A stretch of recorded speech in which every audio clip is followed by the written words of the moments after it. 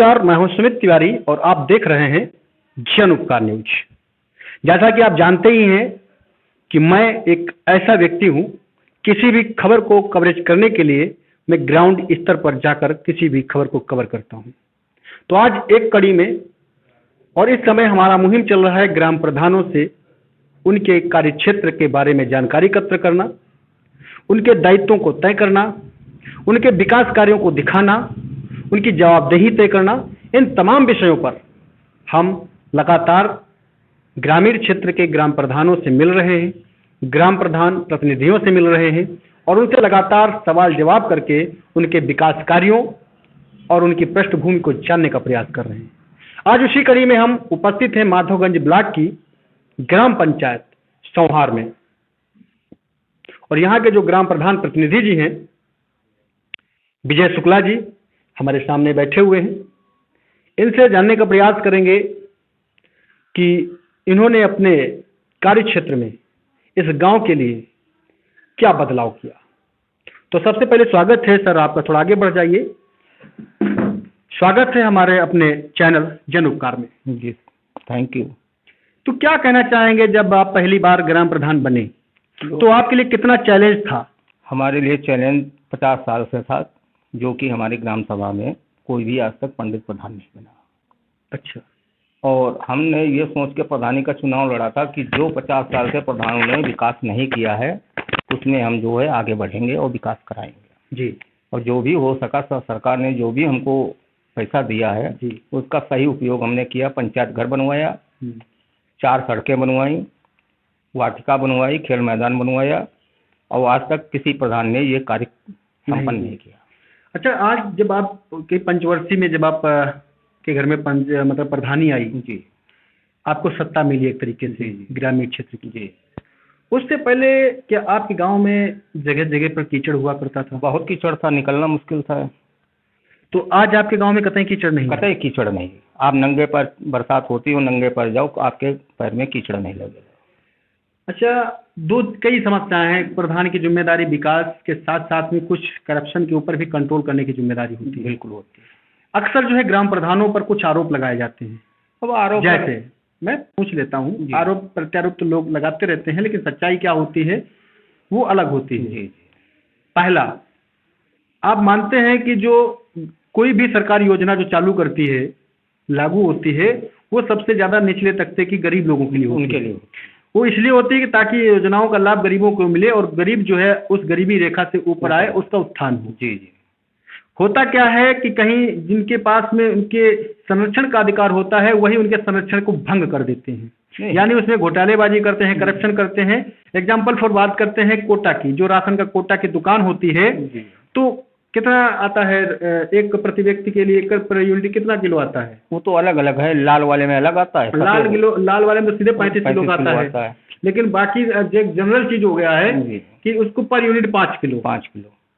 क्या हम आपसे पूछते हैं, आपकी ग्राम पंचायत के जितने भी लोग हैं, क्या उनको प्रति यूनिट 5 किलो के हिसाब से राशन सही से मिल रहा है? बिल्कुल मिल रहा है, कोई शिकायत नहीं, कोई आज तक। अच्छा, कोई शिकायत है ही कोई नहीं? शिकायत नहीं। पहली ऐसी पंचायत आपकी होगी जहाँ शिकायत नहीं? हमारे यहाँ कोई शिकायत नहीं। मैं यहाँ की पब्लिक से पूछूंगा, बिल्कुल पूछना।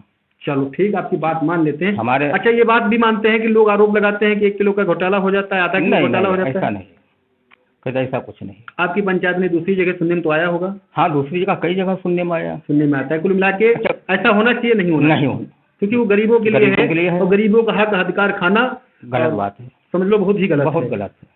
अच्छा, यही दूसरा एक और आरोप लगता है, जैसे भी हर घर शौचालय की योजना के अंतर्गत सबको शौचालय वितरित हो रहे हैं।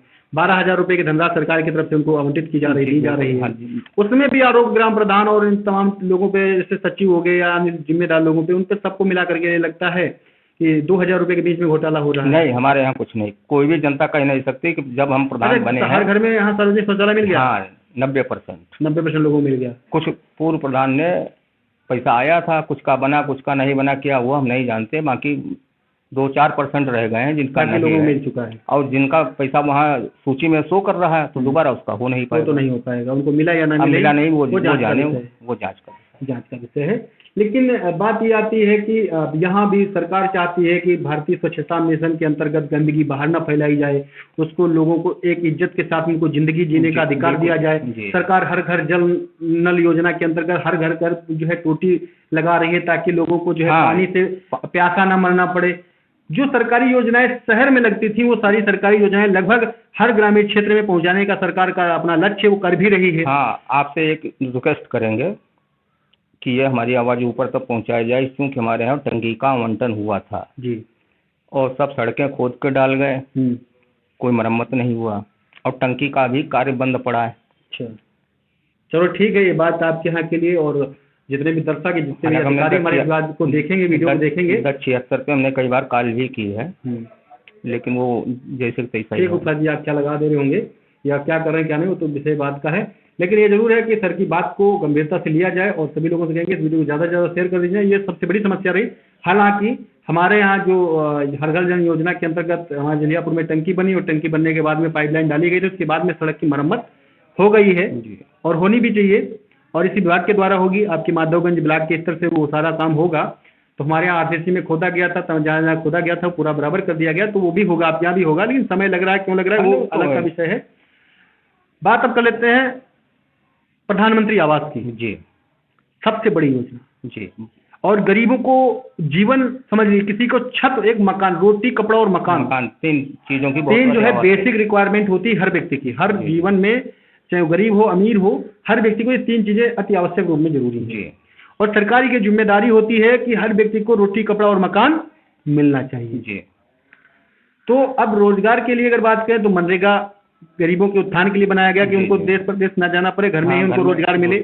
लोगों को मिल भी रहा है, हालांकि उसमें बंदर बाट कई जगह पे देखने को मिल रहा है, अलग का विषय है, जांच का विषय है। वहीं आवास की बात करें, प्रधानमंत्री आवास भी लोगों को मिल रहा है। प्रधानमंत्री आवास के नाम पर भी जो है 20 हजार रुपए की धन उगाही ग्राम प्रधान, सचिव और तमाम लोगों की मिली जुली, उसमें जब लोगों से बात करो तो यही बात होता है कि भाई ऊपर तक जाता है। जी जी।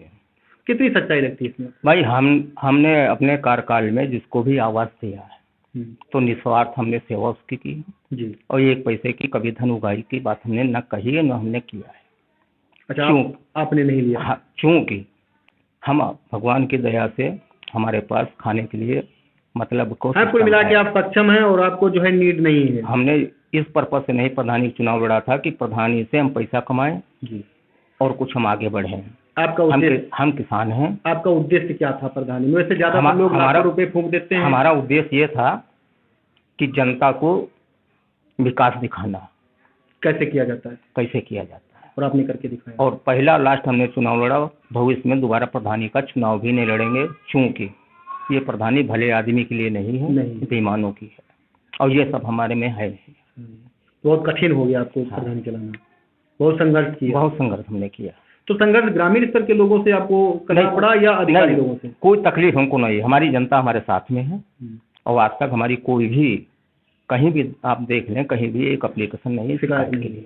ये बहुत बड़ी बात है। और तो हमारे यहाँ तमाम प्रधान बन गए हैं, तमाम चौकी पाटा दुनिया बवाल होते थे। जब से मैं प्रधान बना हूँ तब से आज तक हमारे गांव में कोई भी विवाद नहीं हुआ, ना ही कोई मुकदमाबाजी। बहुत अच्छी बात है, इसके लिए हम आपको थैंक यू बोलते हैं।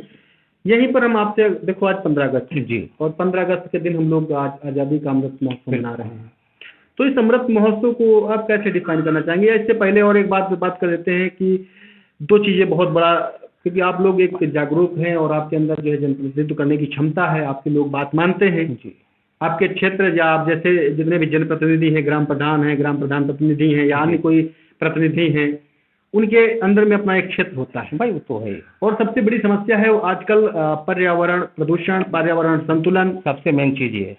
ठीक है, आज की जनता के लिए आपका क्या विचार, क्या कहना चाहेंगे? हमारा विचार ये है कि हर व्यक्ति को कुछ न ज्यादा नहीं तो 1-2 पेड़ हर वर्ष लगाने के बाद में उसकी सेवा सत्कार करके उसको तैयार करना। जो लोग हरे भरे पेड़ काट देते हैं, अब वो काटने की मानसिकता ये रही कि अब कहीं बाग तो सब हो ही रहे हैं, जनरेशन बढ़ रही है, खेती कम हो रही है, आने वाले समय में भी इसका भीषण संकट देखने को मिलेगा। बहुत पड़ेगा, बहुत मिलेगा संकट। दूसरी चीज सबसे बड़ी स्वच्छता।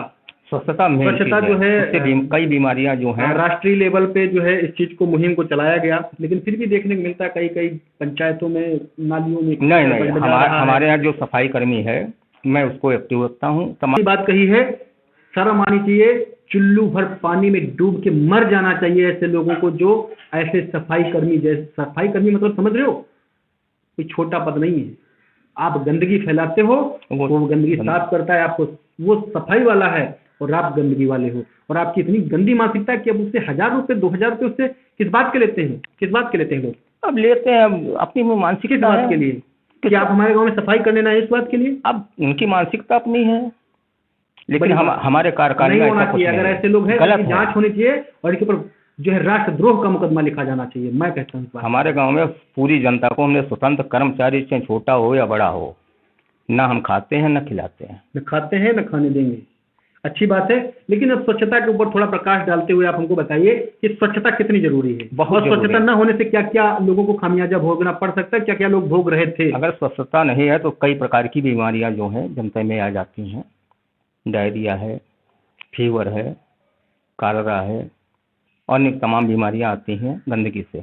डेंगू बहुत खतरनाक बीमारी, बहुत जरा सी बीमारी। लापरवाही में इंसान की जान चली जाती है। प्लेटलेट डाउन हो टाइफाइड, मलेरिया, फाइलेरिया तक मच्छर के काटने से होता है। जाती है। ये तो सब मच्छरों से बीमारी और है। एक साफ सफाई जो है, एक काम करने से, अगर आप सही दिशा में सही काम कर लेते हैं, अपने आप आसपास के वातावरण को शुद्ध रखते हैं, पेड़ पौधे लगाते हैं, ऑक्सीजन की आपूर्ति अभी कोरोना काल में सब लोगों को देखने को मिली, कितना बड़ा समस्या है। लोगों को महत्व पता चला कि पेड़ पौधों ऑक्सीजन देते हैं और कैसे लोगों को ऑक्सीजन की कमी का एहसास हुआ। शहर के लोग ग्रामीण क्षेत्रों में भागने लगे, जी, तमाम चीजें आई। लेकिन सबसे महत्वपूर्ण बिंदु है प्राकृतिक संतुलन पर ध्यान देना, यानी पेड़ पौधों को कटने से बचाना और ज्यादा से ज्यादा पेड़ पौधे लगाना, उनकी सेवा करना, उनको बड़ा करना।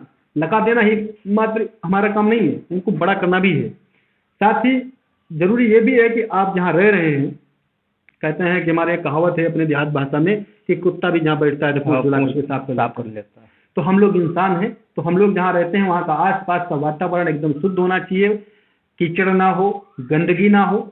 और अगर गंदगी होगी तो गंदगी में भैया कीटाणु पनपेंगे, और कीटाणु आपके खाने से, आपके ऑक्सीजन से, उठने बैठने से आपके शरीर में प्रवेश करेंगे और आपका शरीर जो है बीमारियों का घर बन जाएगा।